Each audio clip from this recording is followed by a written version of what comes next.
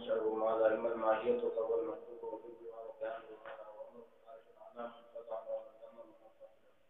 الانتزاع أو السلوك فلا بد من الانتهاء إلى أحد السلوك فأكيد على صورة الانتمام والاتصال لا يكون أمر واحد في كل جزء وإلا يلزم كون الزائد ناقص وبالعكس فإن وجود المنشأ مختلف زيادة في كل جزء بل يكون متعددا بحسب تعدد الأجزاء فلازم المقاصد وهذه طريقة حسنة لإثبات التكليف في المعرفة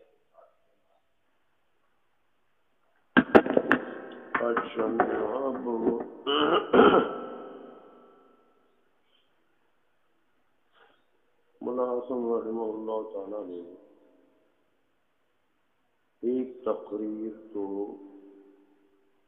تشکیک فی الماہیات کے اس بات کے لیے کر دی ہے، لیکن اس تقریر کے لیے انہوں نے تمہیدی مقدمہ ذکر کیا تھا، یاد ہے؟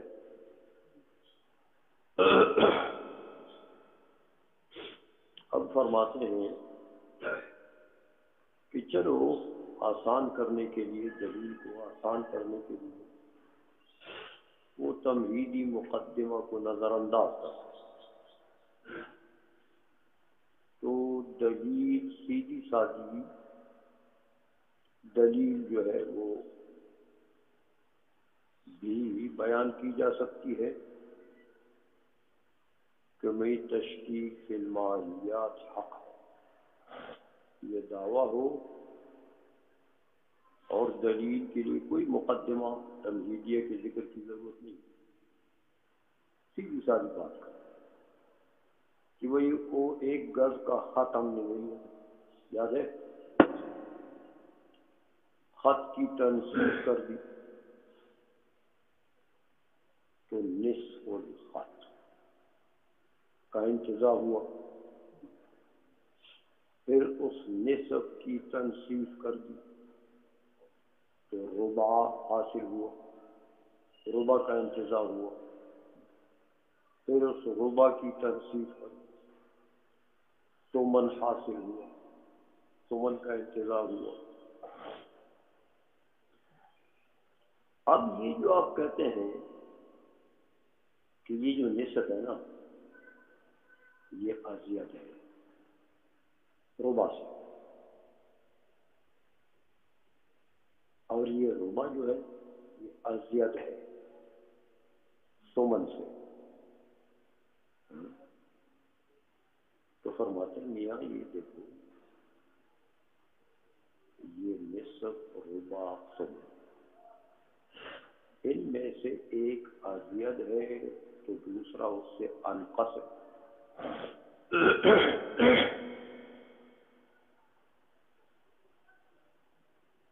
تو اس کا منشأ انتزاع، یہ تو انتزاعیات ہے نا، نصف ازید ہے، نصف کی انتزاعی کی، ربع اس سے انقص ہے وہ بھی انتزاعی کی، ربع ازید ہے ثمن سے، ثمن بھی انتزاعی کی، تو یہ جو انتزاعیات ہیں پڑھ چکے ہو کہ انتزاعیات کے لیے تو منشا چاہیے، تو ان کا منشا کیا چیز ہے؟ آیا ماہیت خط ہے یا اس کی کوئی جز ہے یا اس سے کوئی امر خارج ہے، یہ تین شرطیں پڑی تھی نا، ماہیت خط ہے منشا تو پھر تو ہو گئی، ازیدیت و انقصیت لازم آ گئی کس میں؟ ماہیت میں، وہو المراد، سمجھے ہو؟ تشکیک بالماہیت ثابت ہو گئی نا، اور اگر کہتے ہو کہ نہیں کا منشا جو ہے ماہیت نہیں ہے بلکہ ماہیت کی جز، تو پھر سوال کریں گے کہ وہ جز جو ہے اس کی ماہیت وہ منشا ہے بے اعتبار اپنی ماہیت یا اپنے جز کے یا امر خارج، امر خارج کی یہاں دو قسمیں کر منظم، منتزع اور منفصل، تین قسمیں، تو جو امر خارج ہے نا اس تقریب میں اس کی 3 قسمیں کر دیں. تو بہرحال اگر پھر کہتے ہو کہ بھائی وہ جز جو ہے وہ اپنی ماہیت کے اعتبار سے منشا ہے تو پھر تشریح فی الماہیت لازم ہوگی، اور اپنے جز کے اعتبار سے منشا ہے تو پھر وہی کلام. سمجھائیے کہ وہ جز جو منشا بنتا ہے بے اعتبار اپنی ماہیت یا بے اعتبار جز کے یا بے اعتبار امر خارج کے، تو اگر ماہیت کے اعتبار سے منشا ہے تو پھر وہی بات وہ مطلوب، اور ماہیت کے اعتبار سے نہیں اپنے جز کے اعتبار سے تو جز میں پھر کلام کہ وہ جز جو منشا بنتا ہے وہ اپنی ماہیت کے اعتبار سے کہ جز کے اعتبار سے کہ خارج کے اعتبار سے. ہاں تو تسلسل لازم آئے گا، اگر جز کرتے ہو تو تسلسل لازم آئے گا امور خارجیہ میں، پہلے پڑھ چکے ہو یاد ہے، تو وہ لازم تو باطل ہے تو فل ملزوم و مثل. اور اگر امر خارج کے اعتبار سے کہتے ہو تو امر خارج کی پھر 3 قسمیں ہیں، امر خارج یا امر منظم ہوگا یا امر منفصل ہوگا یا امر منتزع ہوگا.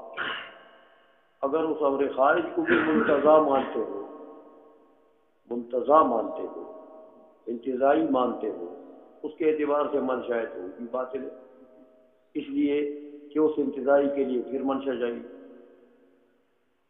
ہاں تو وہ منشا کیا چیز ہے؟ ماہیت ہے کہ جز ہے اس امر انتزاعی کا خارج ہے، خارج میں پھر وہی 3 قسمیں. سمجھ؟ تو یہ تو سلسلہ جائے گا میاں انتزاعیات میں بھی وہ لا الہ نہایت. تو آخر کار آنا پڑے گا کہ وہ جو منشا بنتا ہے وہ بے اعتبار امر منظم کے یا امر منفصل. انتزاعی تو میں تو وہی خرابی لازم آتی ہے. تو اگر امر منظم اور امر منفصل کی طرف آ جاتے ہو کہ امر خارج میں تو امر منظم ہے یا امر منفصل ہے، سمجھائیے، تو میاں وہ تو پھر امر واحد نہیں ہو،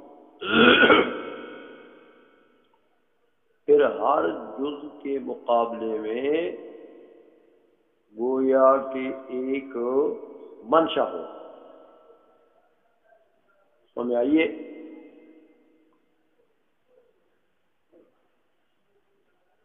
اور اگر یہ کہتے ہو کہ یار نہیں وہ ہر جز کے مقابلے میں منشا نہیں ہے بلکہ ایک چیز ہے جو ناقص و ازید دونوں کے لیے منشا بنتا ہے، تو اگر ایک چیز کو منشا بناتے ہو تو پھر وہی خرابی کہ ازید و انقص میں فرق ختم ہو جائے گا، کیونکہ ازید و انقص کا منشا جب ایک ہوا تو ازید و انقص کا منشا جب ایک ہوا، دونوں کا منشا انتزاع ایک ہے، تو انتزاعیات میں فرق ہوتا ہے بے اعتبار منشا. تو جب فرق نہیں ہے منشا میں تو انتزاعیات میں بھی فرق ہو تو ازید انقص ہو جائے گا اور انقص ازید ہو جائے گا. لہذا یہ تو شک باطل ہے کہ تم یہ کہو کہ امر واحد دونوں کے لیے منشا ہے. امر واحد کو منشا بنتا نہیں ہے، تو ہر انتزاعی کے لیے الگ ایک منشا ہو. تو جتنے انتزاعیات، جتنے ازید و انقص انتزاعیات اتنے ہی اس کے مناشی. سمجھائیے. تو میاں اتنے ہی مناشی تو لازم آ گیا ایک تو وہ ہر جز دوسرے جز سے منفصل ہے نا، منفصل نہ ہو تو امتیاز نہیں ہے، پہلے پڑھ چکے ہو. تو ہر جز دوسرے سے منفصل ہے تو منفصل ہے تو کیا لازم آئے؟ جز لا تجزا. سمجھائیے. اور پھر لازم آ گئی امور غیر متنیہ بالفعل، موجود بالفعل، وہ بھی بات ہے. تو لہذا ثابت ہوا کہ میاں نہ امر منظم منشا بنا سکتے ہو امور امر خارج میں سے، نہ امر منفصل بنا سکتے ہو، نہ امر انتزاعی بنا سکتے ہو. تو امر خارج کو منشا بنانا تو اس کی 3 قسمیں تھی، وہ تو ہوا باطل. نہ باعتبار جز بنا سکتے ہو، تو میدان میں کیا بچا کہ باعتبار ماہیت منشا، تو تشکیک فی الماہیت لازم نہیں ہے. سمجھ آ گئی ہے؟ تو تشکیک فی الماہیت ثابت ہے. ملا حسن فرماتے ہیں کہ یہ جو طریقہ میں نے آپ کو بتایا تشکیک فی الماہیت کے بات کے لیے، یہ تشکیک فی الماہیت کے اس بات کے لیے اچھی دلیل ہے، اور اس کو کھوپڑی میں جگہ دو، اس کو یاد رکھو. سمجھ آ گئی ہے؟ ترجمہ کرو گے. وَلَكَ أَلَّا تَتَوَقَّفَ الدَّلِيلَ عَلَى الْمُقَدِّمَةِ الْمُمَهَّدَةِ، اور تیرے لیے جائز ہے کہ دلیل کو موقوف نہ کریں مقدمہ مماحدہ. تو پھر کیسے کہو گے کہ بِأَن تَقُولَ مِنَ الرَّأْسِ، جب ابتدا سے آپ یہ کہیں کہ ان زیادت نصف الذراع علی ربع، یہ جو ربع اور نصف میں ازید و انقص والی بات ہے، تو زیادت نصف جو ہے ربع پر منشأہ ماذا، اس کا منشا کیا چیز؟ تو یا اما الماہیت، اگر ماہیت منشا مانتے ہو فهو المطلوب، یا ماہیت کی جز مانتے ہو وہ بیان مرنا، وہی جز پھر ماہیت کے اعتبار سے منشا ہے کہ جز کے اعتبار سے کہ امر خارج کے اعتبار سے، وہی طریقہ یاد ہے. یا پھر امر خارج عنہا منشا مانو گے، تو امر خارج جو ہے اس کی پھر 3 صورتیں، منتزع ہے، امر منظم ہے، امر منفصل ہے.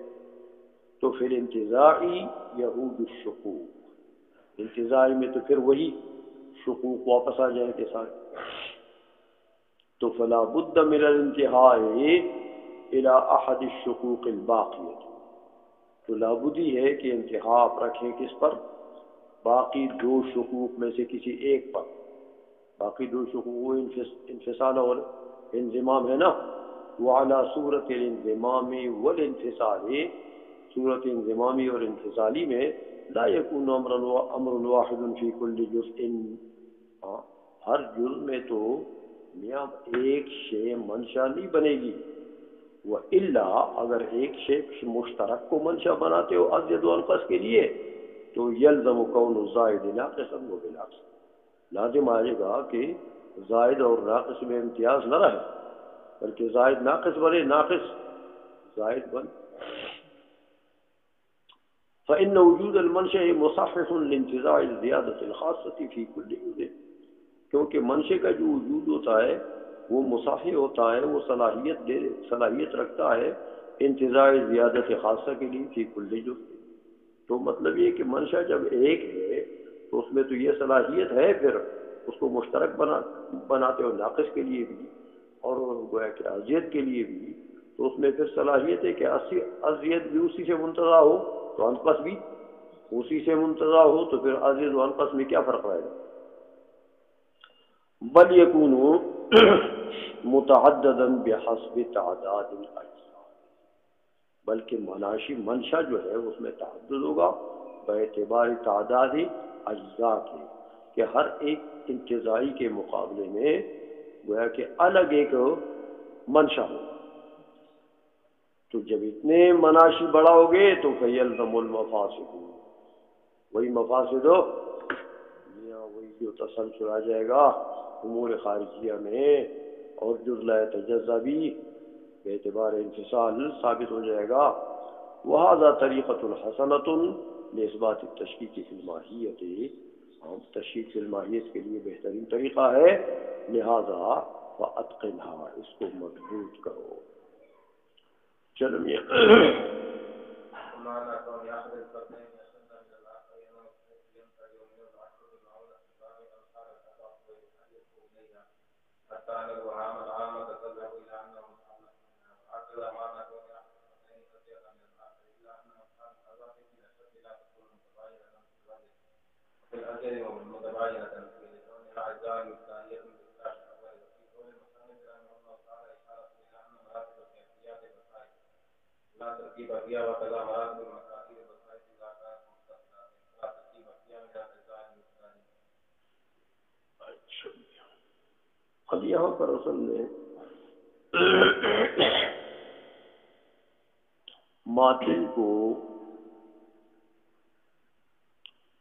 یہ اشد اور اس کے مقابلے میں اضعف،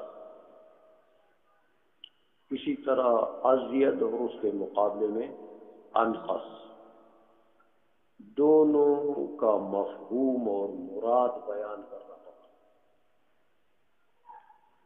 کہ یار اشد اور انقص کیا مطلب ہے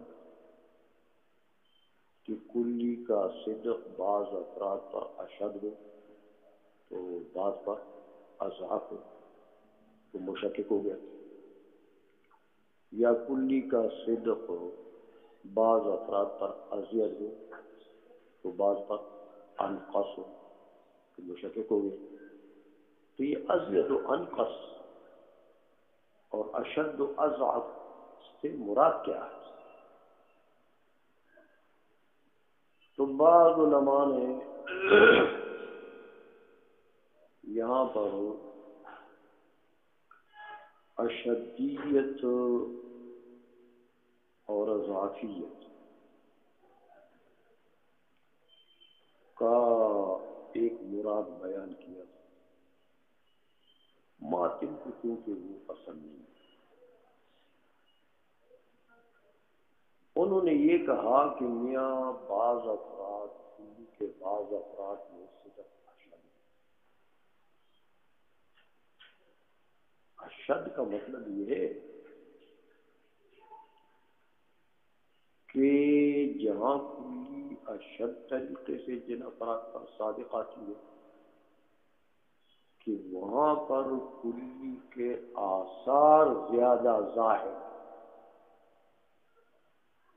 کلی کے آثار زیادہ ظاہر تو وہاں اشد صادق آئے گی، اور جہاں پر کلی کے آثار زیادہ ظاہر نہ ہو تو ان پر اضعاف کے طریقے سے صادق آئے گا۔ تو اصل میں انہوں نے اشدیت اور اضعافیت کو کثرت آثار کی طرف راجی کی، کثرت و قلت آثار کی طرف راجی کی، اور یہ چیز علامہ بہاری رحمۃ اللہ علیہ کو پسند نہیں کی۔ یہ معنی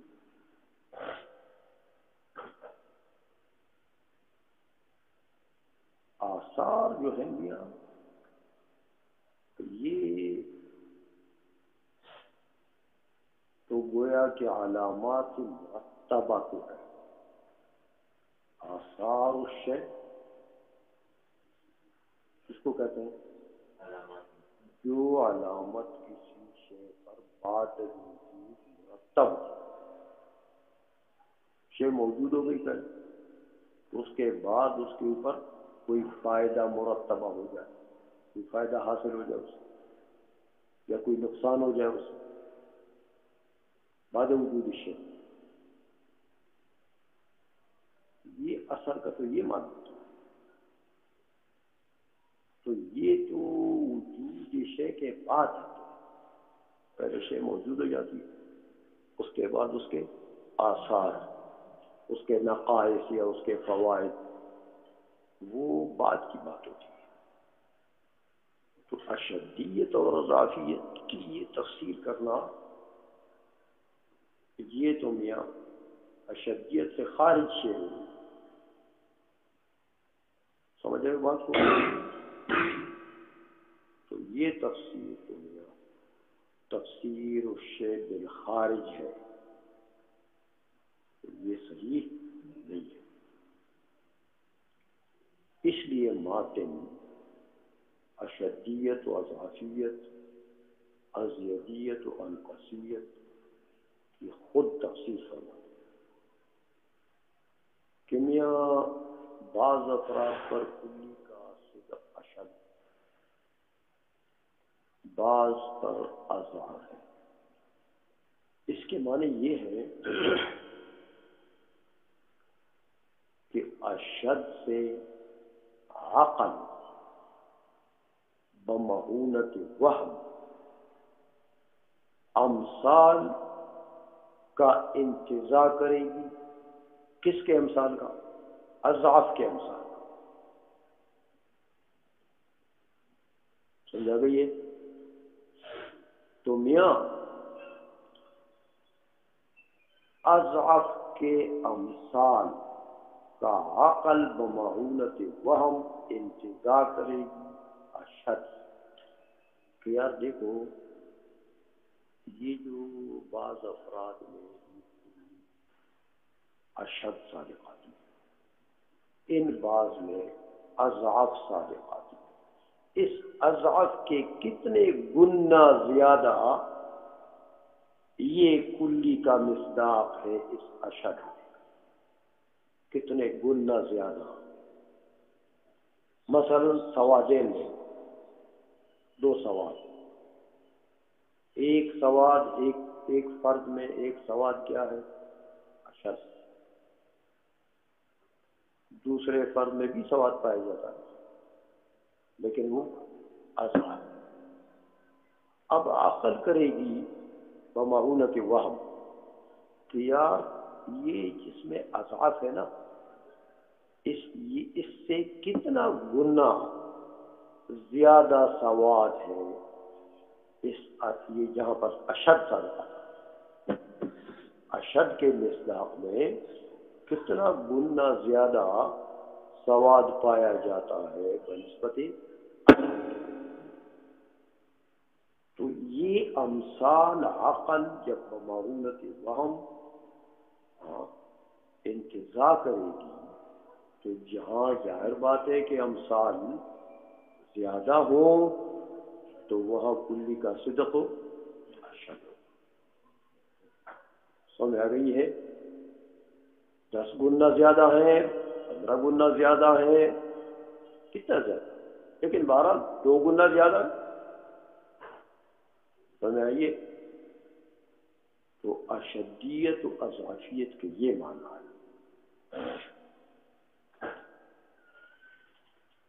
فرماتے ازید و انقص کا بھی یہی معنی ہے۔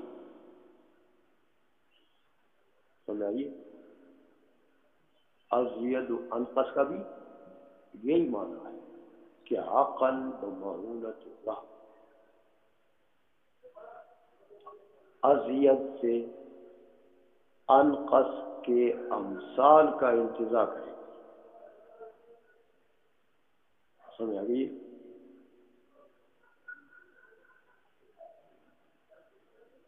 لیکن فرماتے فرق ہوگا، وہ یہ کہ چونکہ ازید و انقص یہ مفعول کم کے خواص، اشد و اضعف یہ مفعول کیف کے خواص،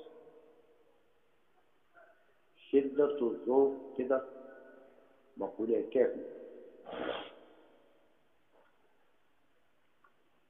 اور زیادت و نقصان کدھر؟ اس کا مفعول کم محل ہے۔ تو امثال میں فرق ضرور ہوگا۔ سمجھ آئیے کہ دیکھو میاں اشد کے جو امثال منتزع کیے، اشد سے جو امثال منتزع کیے آپ نے انقص کے اور اس کے اضعاف کے، وہ اجزاء مقداریہ نہیں ہوں گے کیونکہ وہ مفعول کیف ہے۔ تو کیف میں تو مقدار نہیں ہوتا، مقدار تو تقسیم قبول کرتا ہے، اور کیف تو ما لا يقبل القسمۃ والنسبۃ لذاتہ، تو تقسیم نہ قبول کرے تو وہاں اجزاء مقداریہ نہیں۔ اور کم کا جو ازید و انقص ہوگا اس کا اجزاء مقداری۔ سمجھ آ گئی؟ کیونکہ یہ مفعول کم ہے، لیکن ایک بات ہے، وہ یہ کہ یہاں سے مراد کم متصل ہے، کم منفصل نہیں. سمجھ آئیے؟ کم متصل، تو جب کم متصل ہے تو پھر وہ اجزائے مقداریہ جو ہوں گے ان اجزائے مقداریہ سے ترکیب نہیں ہوگی. سمجھ آ گئی ہے؟ یعنی وہ جو امثال آپ نے منتزع کر دیے انقص کے، ازید سے، ہاں، وہ تو آپ یہ کہیں گے کہ یہ نہیں کہہ سکتے کہ میں یہ اجزاء مقداریہ سے مرکب ہے. وجہ یہ ہے کہ کم متصل ہے. کم منفصل میں تو اجزاء ایک دوسرے سے ممتاز ہوتے ہیں نا، جن میں حدود مشترکہ نہیں ہوتے نا، جیسے 1 2 3 4 یہ عدد ہے نا کم منفصل، تو وہاں تو ایک دوسرے سے جدا ہوتے ہیں. تو کم متصل میں سطح میں ایسی ضعیف ہے، لہذا ترکیب کا قول نہیں کر سکتے ہو کہ ان اجزاء سے یہ شے مرکب ہے، ان اجزاء سے یہ شے ترکیب کی بات نہیں ہوگی. سمجھ آ گئی ہے؟ البتہ یہ ہوگا کہ اشد سے جو امثال منتزع ہوئے اضعف کے، عقل نے امثال انتزاع کی، سمجھ آئیے؟ لیکن فرض کرو کہ اشد میں اشد سے 10 امثال منتزع ہوئے اضعف کے، تو وہ امثال ایسے ہوں گے کہ وہم، قوت وہمیہ جو عقل کی شیطان ہے، اس کو یہ تصور پڑے گا کہ یار یہ تو ایسے امثال منتزع ہوئے جیسے پتہ لگتا ہے کہ یہ اشد ان امثال سے مرکب تھا، مؤلف تھا. یہ اس کو وہ ہم آئے گا، سمجھائیے؟ لیکن ترکیب ہاں ایسی نہیں ہو، کیونکہ وہ انفصال نہیں ہے. یہی حال ہے ازید سے جو امثال منتزع ہوں گے انقص کے، سمجھائیے؟ وہاں بھی یہی حال ہو، لیکن ترکیب کا وہم نہیں آئے گا، کیونکہ کم متصل کی باتیں کم منفصل کی بات نہیں ہے. سمجھا گئی ہے؟ تو اشد بمقابلہ اضعف، ازید بمقابلہ انقص، ان کا معنی مراد یہ چیز ہے کہ اشد سے اور ازید سے امثال منتزع ہوں گے اضعف و انقص سے، سمجھ آئیے؟ اور وہ امثال کے انتزاع کے بعد وہم کو یہ تصور آئے گا یہ اشد تو شاید انہیں امثال سے مرکب تھا، مؤلف تھا. سمجھ آ گئی ہے؟ لیکن ایسا ہوگا نہیں، ترکیب وہاں ہوگی نہیں، یہ وہمی تصور ہوگا جو واقع کے مطابق نہیں. سمجھا گئی ہے؟ تو گویا کہ ماتن نے یہ معنی بیان کر دیا اس وجہ سے کہ بعض علماء نے جو اشد و اضعف کا معنی بیان کیا تھا وہ ان کو پسند نہیں تھا کہ آثار زیادہ ہو تو آثار تو بعد وجود الشیء وہ خارج عن الشیء، اس لیے اشد و اضعف کا وہ معنی نہیں، یہ معنی ترجمہ کر دیا. ومعنى کون احد الفردین اشد من الآخر، اس کا معنی کہ احد الفردین جو ہے وہ اشد ہے دوسرے سے. مطلب یہ ہے کہ انه بحیث ينتزع منه العقل بمعونة الوهم، کہ وہ جو اشد ہے وہ اس حیثیت سے ہے کہ عقل بمعونت وہم اس سے انتزاع کرتی ہے امثال الاضعاف، اضعاف کے امثال کا انتزاع کرتی ہے، وَيُحَلِّلُهُ إِلَيْهَا، اور یوں سمجھو کہ وہم کے بمعونت و عقل اس کی تحلیل کرتی ہے ان امثال کی، حتیٰ یہاں تک کہ ان الاوہام العامۃ، جو عام اوہام ہے وہ تذهب الى انکم منها، وہم کو یہ تصور آئے گا کہ گویا کہ یہ اشد جو ہے یہ تم یہ ان امثال سے مؤلف تھا یہ، لیکن یہ وہمی تصور آئے گا، لیکن ایسا واقع ہے نہیں۔ وَهَكَذَا مَعْنَى كَوْنِ أَحَدِ الْفَرْدَيْنِ أَزْيَدَ مِنَ الْآخَرِ، شارع اس کے ساتھ ازید کو بھی ملاتے ہیں، ہاں کہ ایک فرد ازید ہے دوسرا اس سے انقص ہے، مگر فرق یہ ہوگا کہ إِلَّا أَنَّ أَمْثَالَ الْأَضْعَفِ فِي الْأَشَدِّ لَا تَكُونُ مُتَبَايِنَةً فِي الْوَضْعِ، اور یہ کہ اشد سے جو امثال منتزع ہو گئے ہیں وہ اشارہ حسیہ میں ایک دوسرے سے ممتاز ہو، اس کی وجہ یہ کہ وہ تو اشد تو کیف ہے، مقول ہے کیف ہے، سمجھ آ گئی ہے۔ وفی الازید متباینۃ فی، ازید میں کیونکہ وہاں مقدار ہے، ہاں لکونھا اجزاء مقداریہ، سمجھ آ گئی ہے، بخلاف الاول، وہ تو کیف ہے، تو کیف کے اجزاء تو تقسیم نہیں ہوتے نا، کیف تقسیم کو قبول نہیں کرتا نا، تو اشارہ اسے میں ممتاز کیسے ہوگی؟ وفی قول المصنف اشارۃ الی ان مراتب الکیفیات بسائط لا ترتیب فیها، اور کہتے ہیں مصنف نے جو یہ کہا کہ ومعنی کون احد الفردین اشد من الاخر، اس میں اشارہ کر گئے، ہمیں آ گئی ہے کہ کیفیات کے جو مراتب ہوتے ہیں نا، یہ کیف کے جو مراتب ہوتے ہیں، کیف کے یہ کیا ہوتے ہیں، یہ تجزی نہیں قبول کرتے، کیونکہ وہ تو کیف ہے نا، مقول ہے کیف ہے، تجزی تو اس کے خلاف ہے، کہ یہ بسائط لا ترتیب ہوتی ہے۔ وقضا مراتب المقادیر بسائط، مقادیر جو ہے اس کے بھی بسائط ہیں، ہاں اذا کانت متصلات، جب کم متصل تو وہ بھی، فلا ترکیب فیہا من الاجزاء المقداریہ، اجزاء مقداریہ سے وہاں بھی ترکیب نہیں ہے، کیونکہ کم متصل ہے، کم منفصل ہے نہیں۔